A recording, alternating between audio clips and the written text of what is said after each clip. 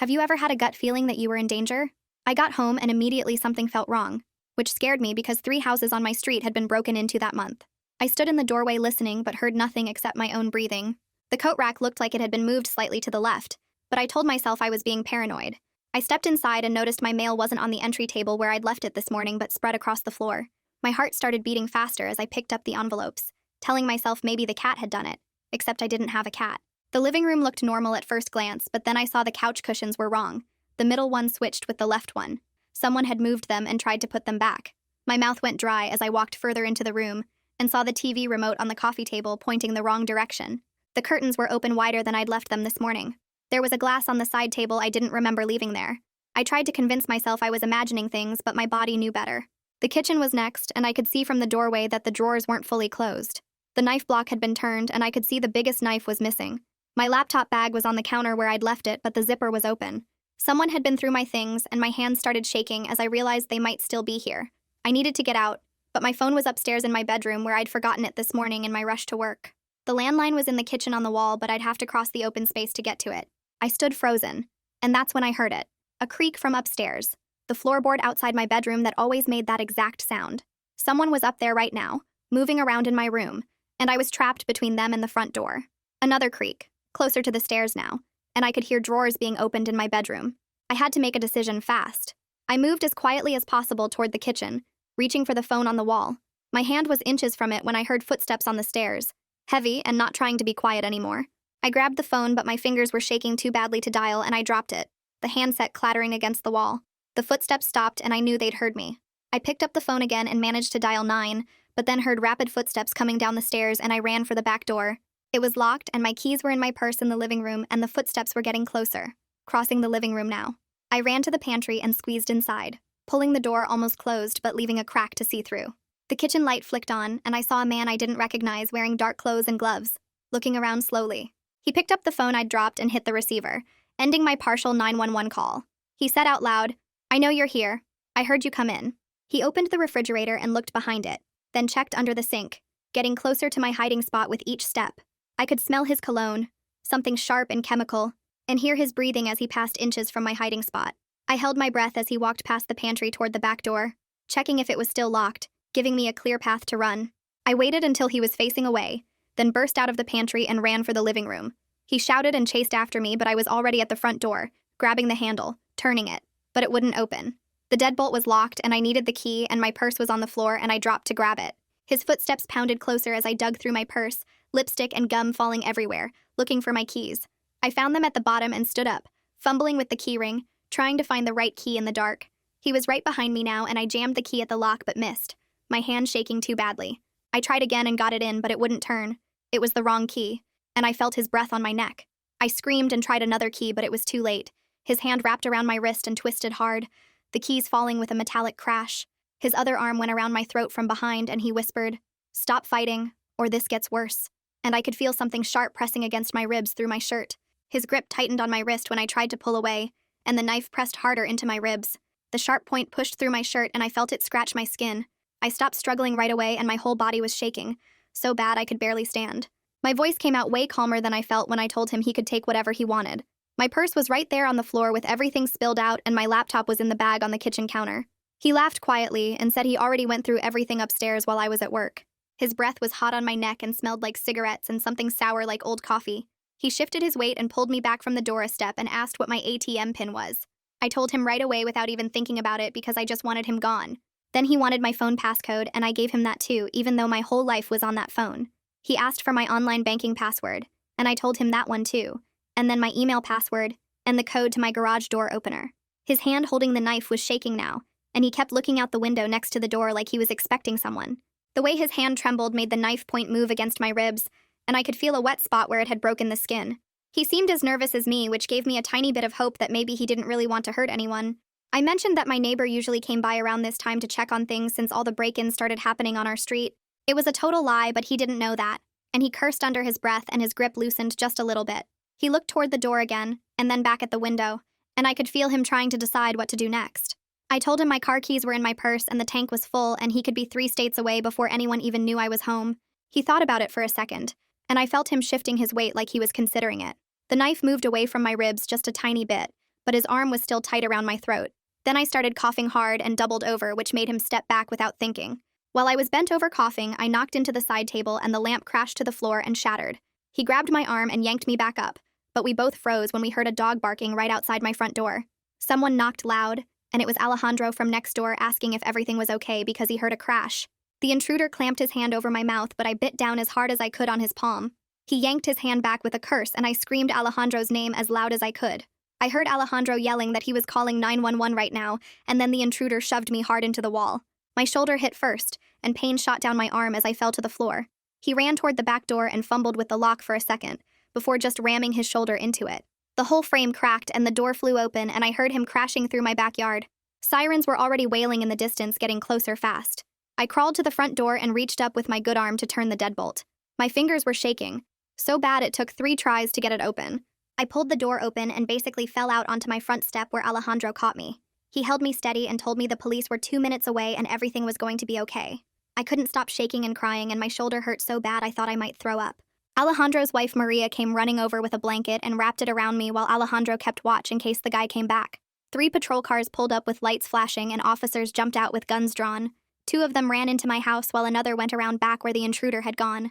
An EMT truck pulled up and they came straight to me and started checking my injuries. I had bruises already forming on my wrist that were turning purple and black. My ribs had a small cut that was bleeding through my shirt, and my shoulder was swelling up where I hit the wall. They cleaned the cut on my ribs and put a bandage on it and gave me an ice pack for my shoulder. One of the officers came back and said the house was clear, but the back door was destroyed and there were muddy footprints through the yard. Another officer sat down next to me and started asking questions about what happened. I told him everything I could remember about what the intruder looked like. He was maybe 6 feet tall with dark hair, and he was wearing all black clothes and leather gloves. I remembered the sharp chemical smell of his cologne, and when he had grabbed my wrist, I saw part of a tattoo on his forearm that looked like some kind of bird, or maybe an eagle. The EMT dabbed at the cut on my ribs with something that stung and made me wince while another one wrapped an ice pack around my swollen wrist. They shined a light in my eyes and asked me to follow their finger back and forth, which made me dizzy. My shoulder was turning purple already, and they said I should get x-rays at the hospital, but I just wanted to stay and talk to the police. More officers kept arriving and going through my house with flashlights and taking pictures of everything. One of them bagged up the broken lamp pieces, and another one was dusting the doorknobs for fingerprints.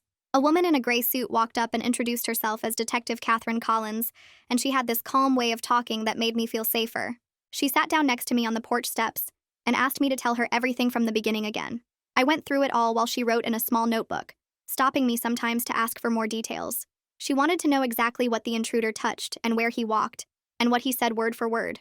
I told her about that sharp chemical smell of his cologne that was still stuck in my nose. She asked if I saw any identifying marks, and I described the tattoo on his forearm that I glimpsed when he grabbed me. Alejandro came over with his phone and showed us something on the screen. His doorbell camera had caught someone walking up to my house around 2 that afternoon when I was at work. The video was grainy, but you could see the guy's build and his dark clothes pretty clearly. Alejandro scrolled to another clip that showed a car parked weird at the end of the street that wasn't usually there. Detective Collins took his phone and said she'd need copies of everything. She gave Alejandro her card and wrote down his contact info in her notebook. The crime scene people were still going through my house and said it would be hours before they were done. I couldn't stay there anyway with the back door busted open and knowing he'd been through all my stuff. Alejandro's wife Maria said I was staying with them tonight and wouldn't take no for an answer. Detective Collins said that was a good idea and gave me her card with her cell number written on the back. She said someone would call me tomorrow about getting my full statement at the station. I went inside with an officer to grab some clothes and my phone from upstairs, but everything felt wrong and contaminated. My bedroom drawers were all pulled out and my jewelry box was dumped on the bed. I stuffed some clothes in a bag without really looking at what I was grabbing. At Alejandro's house, I sat on their guest bed and finally called my brother Nathan, who answered on the second ring. I started crying as soon as I heard his voice and could barely get the words out about what happened. He said he was getting in his car right now and would be there in 3 hours no matter what. Maria brought me tea and sat with me while I called my boss to say I wouldn't be at work tomorrow. I lay in their guest bed staring at the ceiling and jumping every time the house settled or a car drove by. Around 4 in the morning, I heard Nathan's car pull up and ran downstairs to meet him at the door. He hugged me so tight I could barely breathe and I started crying all over again. We sat at Alejandro's kitchen table and I told him everything while he held my hand. When the sun came up, Nathan drove me back to my house to meet the locksmith he'd already called. The guy changed every lock and installed new deadbolts that you could open from inside without a key. Nathan ordered security cameras on his phone that would arrive tomorrow, and a whole alarm system too. While we were there, Detective Collins called to tell me something that made my stomach drop. They'd connected my break-in to the other ones on our street based on the pattern and evidence. She said now that he'd escalated to violence, they were increasing patrols in our neighborhood. That should have made me feel better, but it just made everything more real and scary. My phone rang again, and it was my bank saying there were suspicious charges on my debit card. Someone had tried to use it at 3 different ATMs and a bunch of stores since yesterday. We froze all my cards and accounts right away and started the fraud paperwork over the phone. The bank lady said the attempted purchases would help the police because those places would have security cameras. I gave her Detective Collins's number so they could coordinate getting that footage. Later that afternoon, a woman named Luciana Mercado called from Victim Services. She had this gentle voice and explained how she could help me with everything from filing for emergency leave from work to finding a counselor. She walked me through what would happen with the criminal case and what to expect at each step. She set up an appointment for me with a trauma counselor for next week and helped me fill out paperwork for crime victim compensation. After a week at home, I tried going back to work, but I couldn't focus on anything. I kept checking the doors and windows and jumping when anyone walked behind my desk. My friend Portia noticed me shaking in the bathroom after a panic attack and stayed with me until I calmed down. She started eating lunch at her desk so she could cover for me when I needed to step away. My boss pulled me aside and said to take whatever time I needed, which was nice, but I could tell everyone was being extra careful around me. Detective Collins called with an update that made me actually feel hopeful for the first time. They got clear footage from a gas station ATM where he'd tried to use my card. Combined with traffic cameras from that area, they'd narrowed down his car and got a partial license plate. She said these investigations take time, but they were making real progress, and she'd keep me posted on everything. 2 days later, Detective Collins called again, and my phone almost slipped from my hand when she told me what happened. A patrol officer spotted a car matching the description at a motel parking lot just 2 towns over, maybe 20 miles from my house. The license plate matched the partial they'd gotten from the traffic cameras, and the car had damage on the front bumper where he'd scraped something leaving my neighborhood. They couldn't arrest him yet because they needed solid proof he was the right guy, but they had officers watching the motel room 24/7. My hands started shaking as I realized he was still so close, probably planning to come back or watching for when the police would stop looking. I hung up and immediately checked all my new locks again, then pulled every curtain closed even though it was the middle of the day. That night, I turned on every single light in the house and sat in my living room with a baseball bat across my lap. My eyes kept darting to the windows every time a car passed or the wind made a branch scrape the siding. I tried to sleep on the couch but kept jerking awake thinking I heard footsteps or someone trying the doorknob. Nathan found me the next morning still sitting up with the bat and dark circles under my eyes.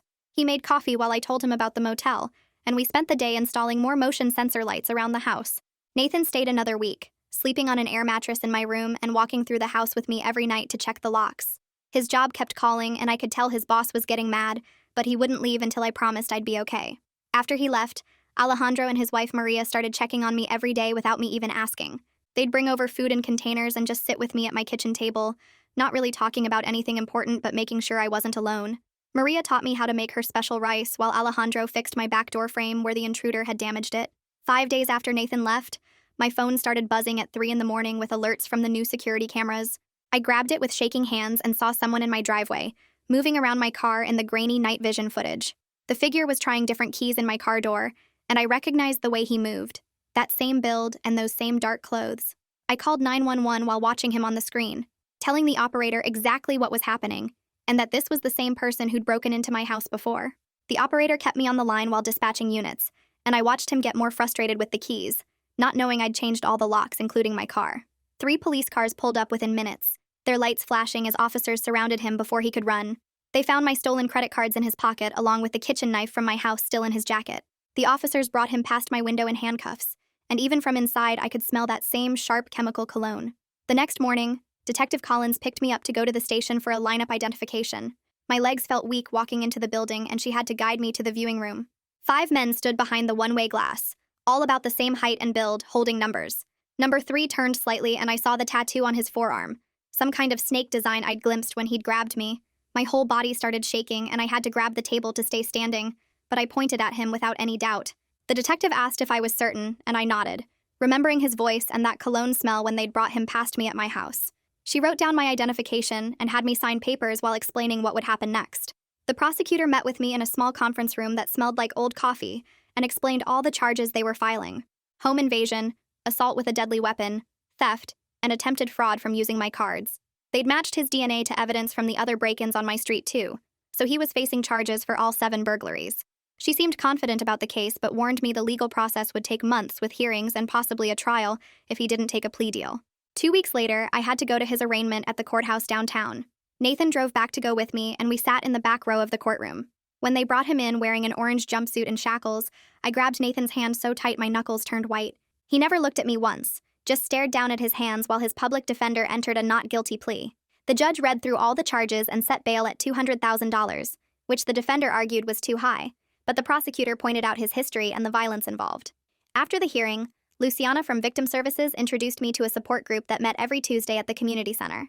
I sat in a circle with 8 other people who'd been through break-ins or attacks, listening to their stories. One woman named Carol had her house broken into 2 years ago, and she talked about how she'd installed cameras and alarms just like me, but eventually learned to feel safe again. Hearing her say she could sleep through the night now without checking her locks gave me hope I'd get there too. My boss called to say I could work from home as much as I needed, setting me up with remote access to everything. Portia started coming over for lunch twice a week, bringing sandwiches from our favorite deli and sitting with me while I worked. These small routines helped me feel less isolated and more like a normal person with a normal life. We'd eat and talk about work gossip or TV shows, anything except what happened, and for those couple hours I could almost forget. Detective Collins called with updates every few days, and one call made me sit down hard on my kitchen floor. They'd found evidence linking him to 7 total break-ins across the county over the past 6 months, with more victims coming forward now that his picture was in the news. Each story sounded like mine, with someone coming home to find things moved or missing, though I was the only one who'd been there during the break-in. 3 weeks after his arrest, I got a letter with no return address that made my hands shake before I even opened it. His mother had written 3 pages apologizing for what her son had done, explaining he'd been struggling with addiction since he was 19.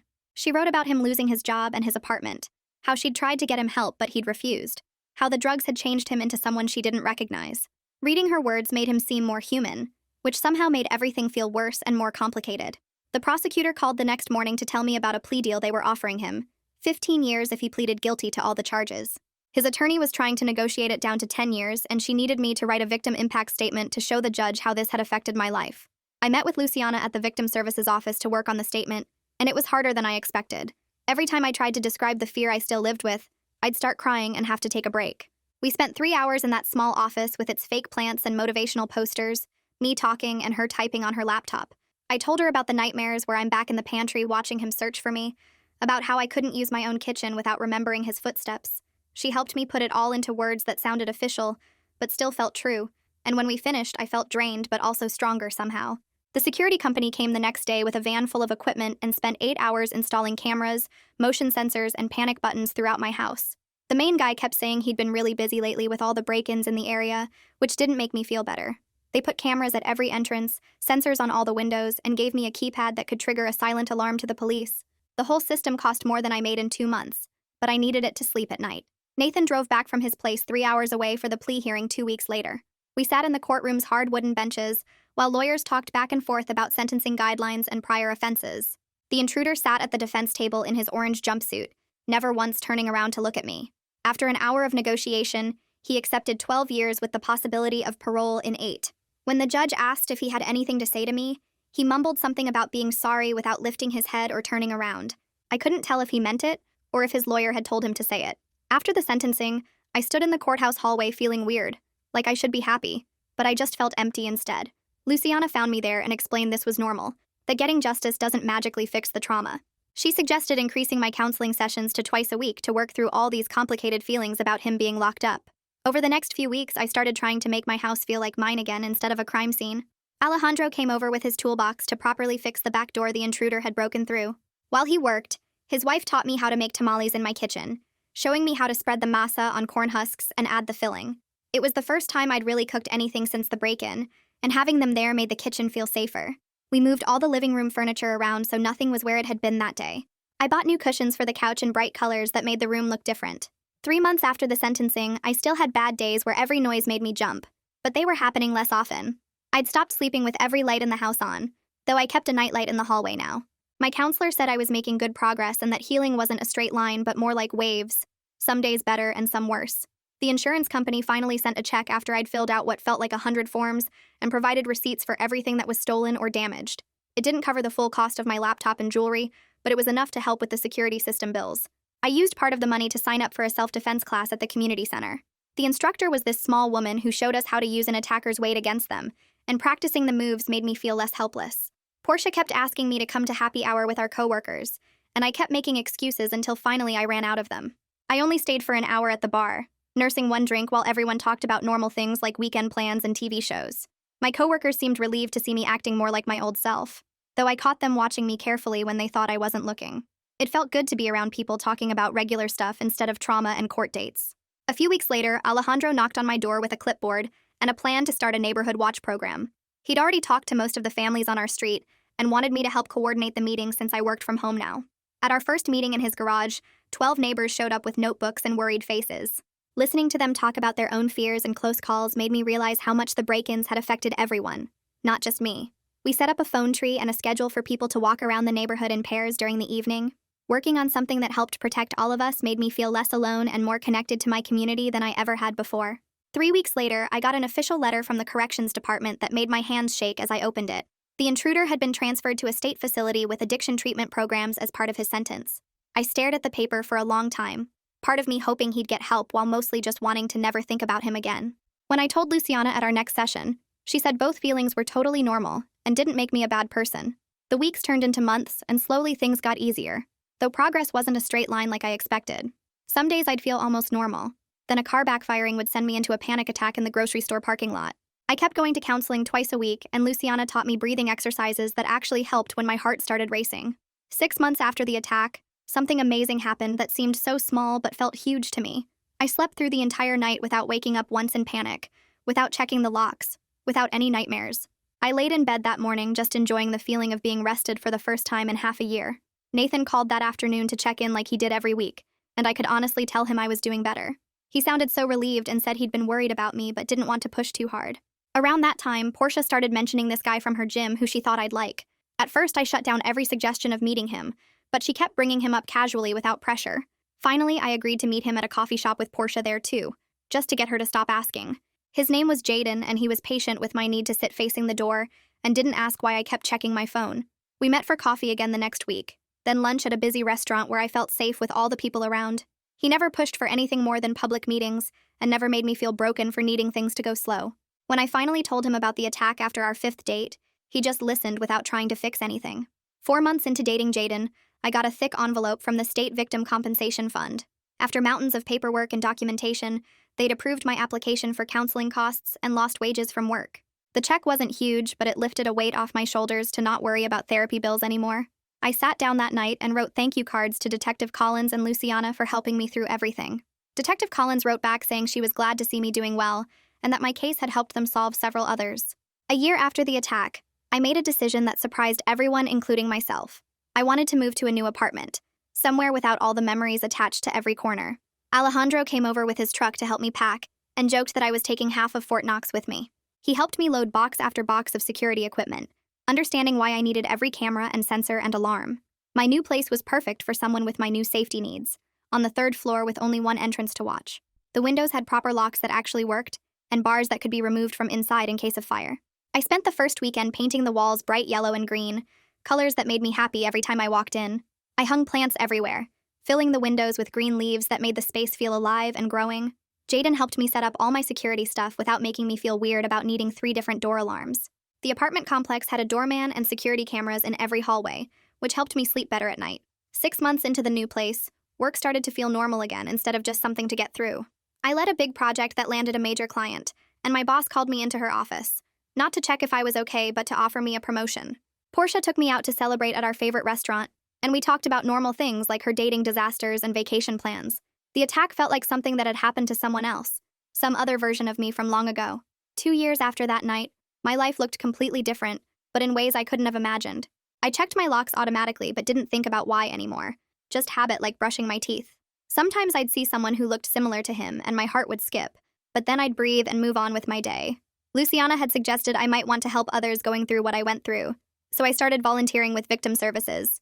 Every Tuesday night I'd sit with someone in a hospital room or police station, being the person I'd needed when everything felt impossible. My life wasn't the same as before, but it was mine again, built stronger in all the broken places. Hey, thanks for letting me wander through all this with you today. That was a fun ride. I really appreciate you sticking around. I'll see you next time. If you made it to the end, drop a comment. I love reading all your comments.